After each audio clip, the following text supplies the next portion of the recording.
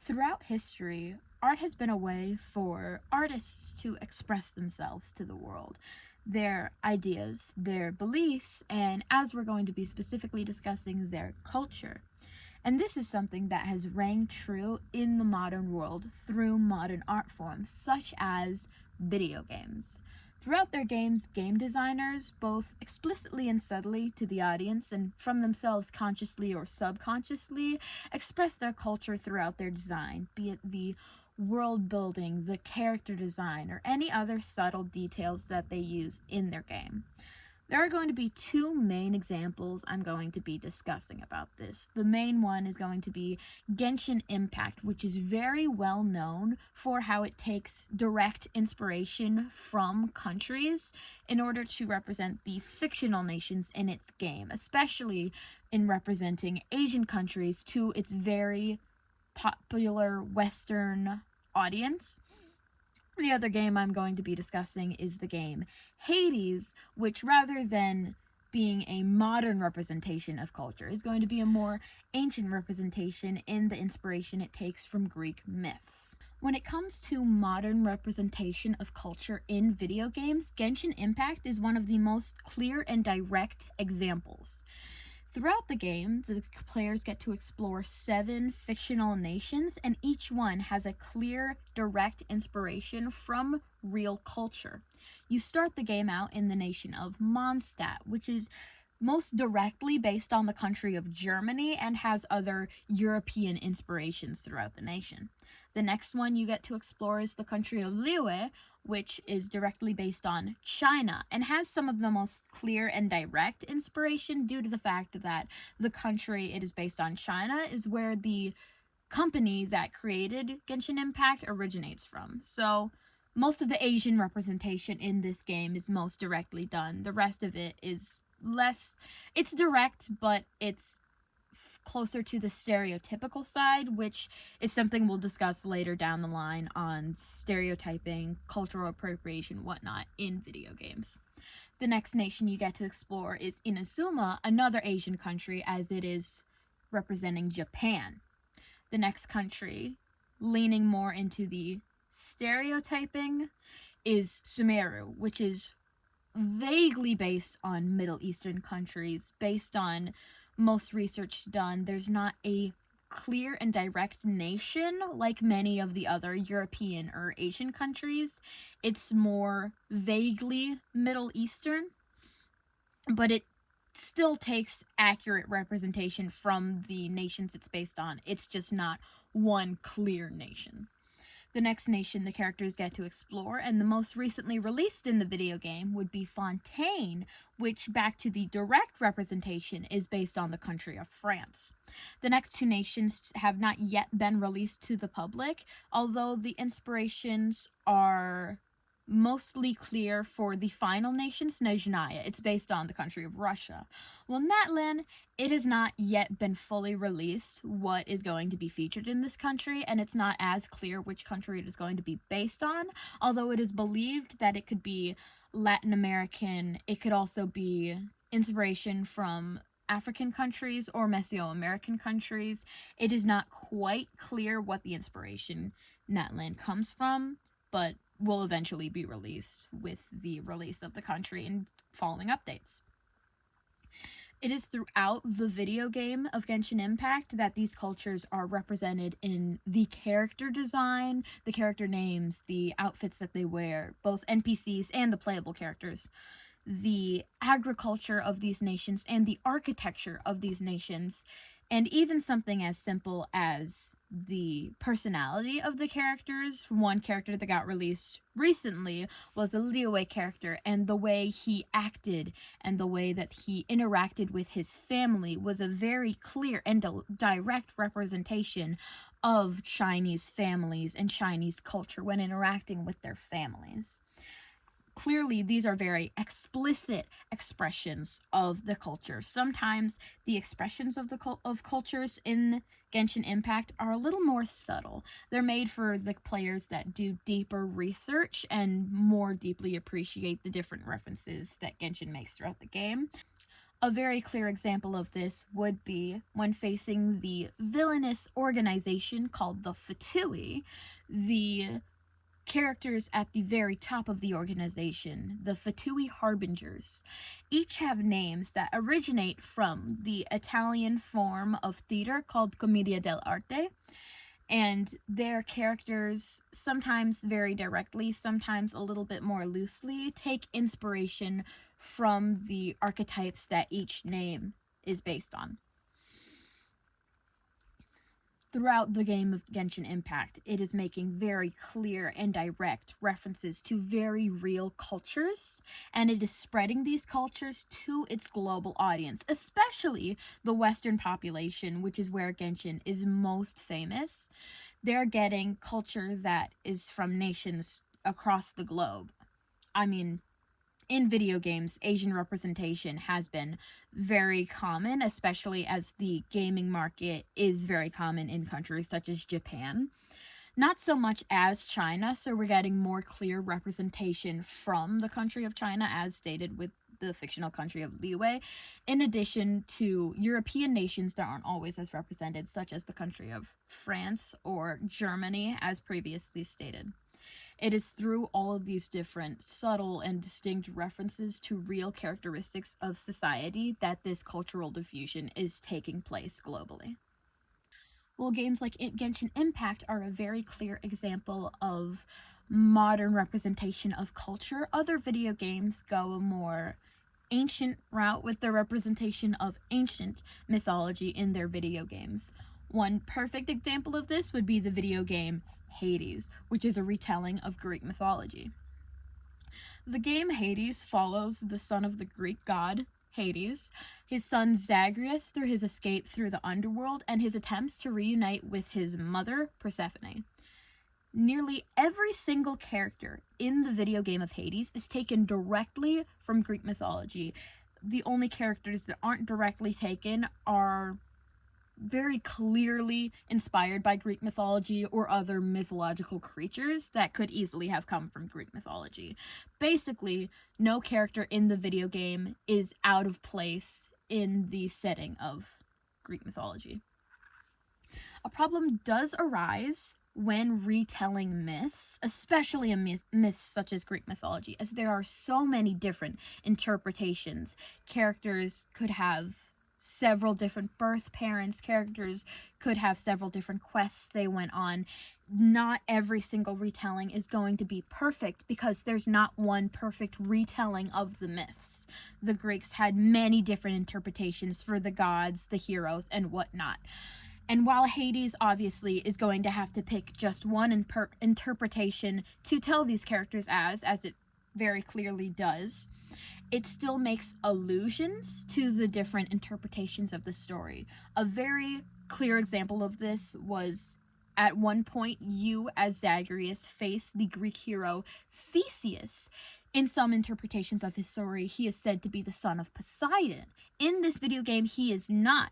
But Poseidon makes a very direct reference when you talk to him, saying that some believe Theseus to be his son, and he expresses a mild amount of disdain for this and for this boisterous soldier. He does not want direct association with him.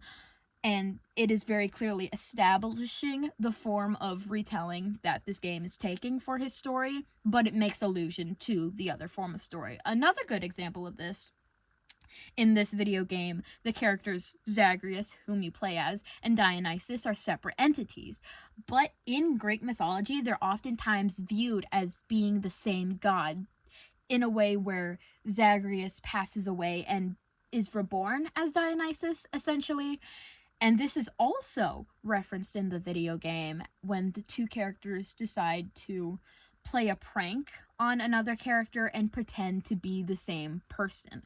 Again, this video game is clearly establishing which interpretation of the myths it's taken. It's taken the interpretation where Zagreus and Dionysus are two separate characters, but it's making allusions to other stories in Greek mythology. The game itself is not a retelling of any real direct myth from Greek mythology, although it does reference direct myths such as the myth of Orpheus and Eurydice, as Eurydice, as those are two real characters in the game, or the myth of Achilles and Patroclus, other real characters, and you get to learn their story as well. The video game itself, however, is simply a fun interpretation of a possible way that these characters could have been written. It educates the audience on some aspects of Greek mythology, and it inspires them to learn more, especially with recent modern retellings, such as Percy Jackson or the Song of Achilles. It's been vital to introducing younger audience into older myths and the legends from these great civilizations. Hades is no exception to this. It's introducing the audience to these characters, to their stories, and it is a clear inspiration for audience to pursue an exploration into these ancient myths. Now, when dealing with cultural representation in video games, there is a fine line between cultural appreciation and cultural appropriation. And sometimes video games can mildly cross that line, or very explicitly cross that line. And one example of this would be the previously mentioned video game Genshin Impact. Now, when dealing with such direct references to very real countries, it is very important that you properly balance that line. And Genshin Impact actually does not cross that line too heavily. There is some problems in its representation, but it still is very clear, direct, and impressive representation. There obviously have been critiques raised, but it's not horribly controversial. It, for the most part, is viewed as cultural appreciation. Some of the main problems that come with it is the fact that this is for a Western population, and therefore it's going to be done in the English language by English voice actors. The problem comes when the directing done by this company is not accurate to these countries. The pronunciation of these words that are taken from their different languages simply is just not up to par with proper representation. A very clear and direct example of this was when the character for the country of Sumeru, Tignari, was released. In the English dubbing, his name is pronounced as Tainari, and many people critiqued this. Many people said that is not how his name would be pronounced, and it is seen by the English voice actors that the directing for how to pronounce characters is not consistent, even with characters that are not from nations with different alphabets, different characters in their languages. The voice acting for different names is not consistent. A great example of this is the character Albedo. His name is very clear to pronounce. This is a word from the English language, and yet some characters pronounce his name as Albedo.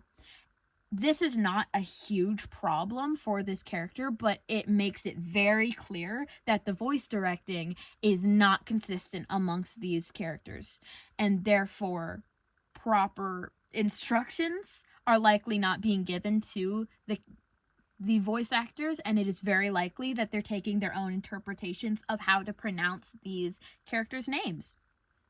So, when English readers are seeing the name Tignari, it's Tighnari. The GH sound in the English language would be Tainari. It's fair to see why they would make that interpretation. And we also do not know how the voice directing instructs them to interpret these languages. This is from an Asian country, not a Middle Eastern country. They might also believe that this name is to be pronounced Tainari and not Tignari. They do not know how to properly pronounce this, and they have not done the proper research to ensure that they're pronouncing these names right. Another example of mildly controversial naming tactics done in the game would be in nations like Fontaine. Sometimes the names for characters are simply French words, which to some members of the audience that speak French, this is highly entertaining. If someone was playing a video game that all of the names were in English and you see a character with the name Chicken, you're going to find that entertaining. But to others, it can be viewed as offensive. The company that did the research into this game is just loosely using words from your language. It's not actually giving these characters real names from your culture. And obviously, it can be clear to see how that can be seen as entertaining to some members of the audience, and to others, it can be seen as offensive. And none of these are inherently directly offensive. Like, it can be seen how it can be a little stereotypical, and it can be clear that it can be seen as ignorant. It's not malicious. However, this company also made another game, Honkai Star Rail. And this video game has a bit more of a problem with racism in it. There is one character named Sparkle who, I have not personally played the game, but has made very racist comments on a fictional race in the series, but that race is most likely based on Romani people, and it's believed that the slur used actually in the Chinese version is a real slur used for these people. This character is not a good character in the video game. They're not a hero. They're a villain. And racism is a negative trait that can be applied to characters, and it can be used in a way that makes sense for the characterization. But using real examples of racism is never necessary in a video game. And this has been heavily criticized by the audience. There was no need for the company to use this very real-world example of racism in their video game. And so, therefore, they were rightly criticized for it. And so, clearly, for some companies, such as MiHoYo or HoRoverse, the company behind Genshin Impact and Honkai Star Rail, they struggle with finding the perfect balance between the representation and the appropriation and offensive comments. And Genshin Impact is still a very, very well done example of cultural representation in video games. It is just clear that sometimes companies need to do more thorough research and need to not come across as ignorant and sometimes outright offensive to the audience they're representing. Hopefully, with continued development of these video games, they will lean less into the offensive side of things, do proper research, and make proper representation. And it is very likely that they will. Genshin Impact, throughout each of the nations' development, has done very impressive representation. And sometimes the voice acting has improved slightly. It is still pretty clear that they're not getting directing, especially with the nation of Fontaine. There's many French words, and some of the pronunciations has been criticized by French audiences, as it is clear they are simply doing a French accent to pronounce these words. But again, there is still very impressive amounts of representation, and representing so many nations in this video game could be very difficult, but it is done shockingly well for this game. It is just clear that some companies need to find that balance between appreciation and appropriation. Now, putting aside how successfully a game is able to balance the negative and positive aspects of cultural representation, either way, video games are vital to the spreading of culture across the world to especially younger audiences, and one game that has been very clearly recognized for its significance in spreading culture is Genshin Impact. Now, the reason why Genshin Impact is such a perfect example of being recognized for its ability to spread culture is because Genshin Impact was recognized by the Chinese Ministry of Commerce as a key national cultural export project. The company was recognized for being significant to this. Even their other game, Honkai Impact 3rd, not Honkai Star Rail, was recognized for its significance in cultural export. Video games have always been important to cultural export, but it is being very clearly recognized, even by governments, in the current day. It's a clear and direct way to access younger audiences. Video games are such a direct format to get to younger audiences and spread this information of different cultures, ideas, beliefs, and people around the world in such a clear and direct way.